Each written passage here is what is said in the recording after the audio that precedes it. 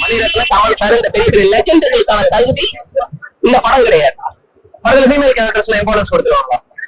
Female characters important. அதெல்லாம் எந்தெந்த கேரக்டருக்கு எவ்வளவு இம்பார்ட்டன்ட் கொடுக்கணுமோ அந்த இம்பார்ட்டன்ட்லாம் ஈக்குவலா இருக்கு. அதுலலாம் எந்த குறையும்.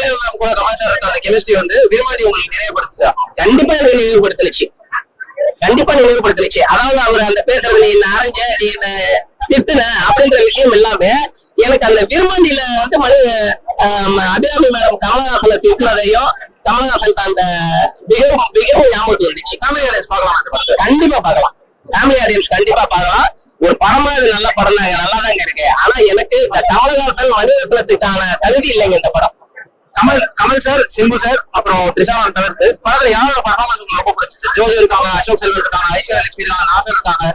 இத்தனை ஆர்டிஸ்ட் பத்தில உங்களுக்கு யாரோட பர்ஃபார்மன்ஸ் ரொம்ப பிடிச்சிருச்சு? இல்லைங்க, இதுல யாருமே பர்ஃபார்மன்ஸுக்கு இங்க பெருசா ஒண்ணுமே செய்யலைங்க. இதெல்லாம் தாண்டி எல்லாருமே பண்ணிட்டாங்க.